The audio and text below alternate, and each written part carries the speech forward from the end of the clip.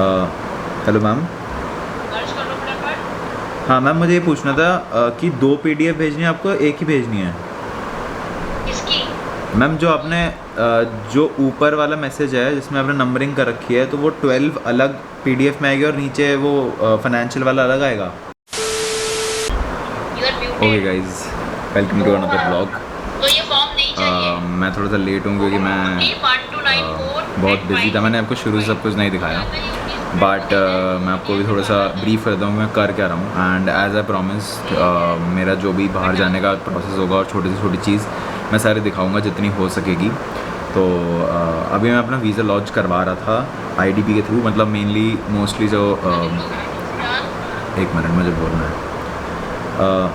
Hello ma'am. मैंने एक message दिया जिसमें लिखा कि ये सारी PDF लगेगी।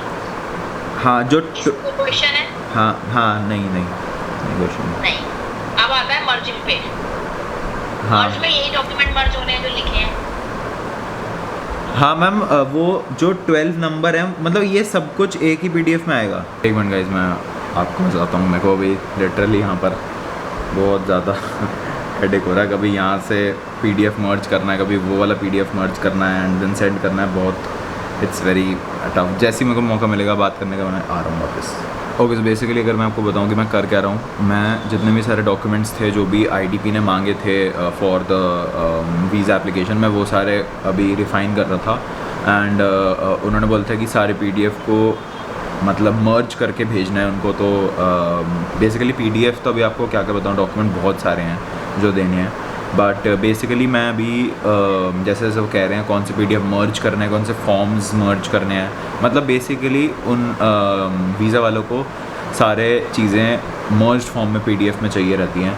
सो दैट्स वाई अभी बस वही चीज़ें वही कर रहा था। एंड ऑलमोस्ट हो गया है, बस थोड़ा कंप्रेशन करना है PDF में। कंप्रेस करते ही I will send it to her, then she will launch the visa. And वो प्रोसेस मैं अभी दिखाता हूँ आपको।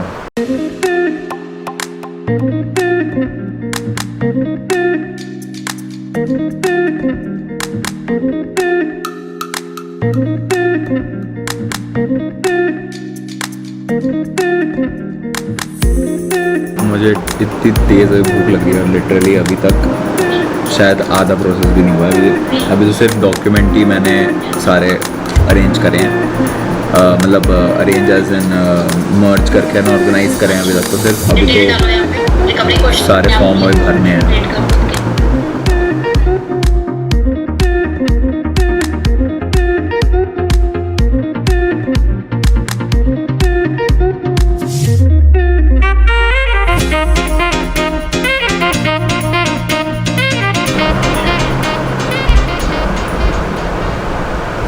Now we are going to apply. तो अभी ये सारे डॉक्यूमेंट सबमिट हो गए हैं and this is the checkout page. $235 की पेमेंट है, कैनेडियन डॉलर्स की पेमेंट है यहाँ पर। तो लगभग हो जाएंगे, लगभग दिस विल बी 15,000 एग्जैक्टली बताऊँ तो 14,527 रुपीज़। सो वैसे हल्का सा थोड़ा सा पंगा हो गया। अभी हुआ क्या है कि सब कुछ हो गया था, A to Z सारा डॉक्यूमेंट वगैरह सब कुछ सबमिट कर दिया था, अपलोड कर दिया था एंड मर्ज वर्ज जो भी मैम ने बोला था कर दिया था मैंने। फिर हुआ क्या कि लास्ट आया था पेमेंट का। अब पेमेंट में क्या था कि मेरे पापा ने मुझे काट दिया एंड देन दिक्कत ये आई कि वहाँ पर कुछ इंटरनेशनल पेमेंट का ऑप्शन फ़ोन से ऑन करना था जो कि ऑन नहीं था। और मैंने 2-3 बार पेमेंट डिक्लाइन हुई, तो मेरे को लगा कि कार्ड डिटेल्स में कुछ दिक्कत है। मैंने फिर से डाली, फिर से पेमेंट करी, फिर से डिक्लाइन हो गई। थर्ड टाइम जब पेमेंट करी तो अप्रूव तो हो गई क्योंकि पापा ने वहाँ से ऑन कर दिया था। एंड देन जैसे ही उसको पेमेंट करी वो सारा लॉग आउट हो गया एकदम से एंड सारा बंद हो गया। इट्स भाई पता नहीं लास्ट मोमेंट पे आगे हो गया। अब मैम से मैंने बात करी कि अब क्या किया जा सकता है, तो फिर मैम कह रही है you just have to wait now. Wait करो, जब आ जाएगा वहाँ पर ऑप्शन पेमेंट का, वहाँ पर 24 आवर्स बोला है, तो जहाँ जैसे ही पेमेंट का ऑप्शन आएगा I will do it. And अब बस एक ही चाह रहा है कि वेट करते रहो। Okay, alright, good morning guys, this is the next day. मैंने कल वीज़ा वो पेमेंट हुई नहीं थी, उसके बाद मैंने कुछ व्लॉग किया नहीं बिकॉज मेरा थोड़ा सा मूड ख़राब हो गया था। बट देन आई थॉट कि भाई किसी रीज़न से ही नहीं हो रहा होगा। एंड कल हमने रात को फिर से ट्राई किया था पेमेंट करने का, लेकिन फिर भी नहीं हुआ था। देयर वॉज सम बैंक से इशू। देन पापा ने अभी बैंक से बात करी एंड थैंकफुली अब ट्रांजैक्शन अप्रूव हो गई है and transaction is done, visa is launch now. अब जस्ट वेटिंग का है। बायोमेट्रिक्स की एक मेल आती है, इसके बाद हमको एम्बेसी बुलाया जाएगा जहाँ पर हमें एम्बेसी और there will be a office centre जहाँ पर हमें बायोमेट्रिक्स अपने सबमिट करने होंगे। So that will be a thing. And sorry for एकदम से स्टार्टिंग दिस व्लॉग बिकॉज कल मैं बहुत जल्दी में था। मेरा प्लान था कि हाँ थोड़ा अच्छे से स्टार्ट करूँगा बिकॉज मेरा प्लान था कि मैं IITP जाऊँगा, वहाँ पर ये सारा वीज़ा लॉजिंग का प्रोसेस होगा। बट उन्होंने बोला कि जूम कॉल पे आ जाओ एंड देन वो सारा बहुत हेक्टिक हो रहा था वहाँ पर, तो मैंने एकदम से स्टार्ट कर दी वीडियो। जिनको नहीं पता and they are new to watching this video और इनको बिल्कुल क्लू नहीं है मैं क्या कर रहा हूँ, क्यों कर रहा हूँ। मैं अब तक थोड़ा बहुत लग ही गया होगा जब मैंने सब कुछ दिखाया। But for the new viewers मैं बता दूँ कि I am going to Canada for my college in August last, मतलब आज शायद टिकट भी हो जाएगी, मैं आपको वो भी बता दूंगा।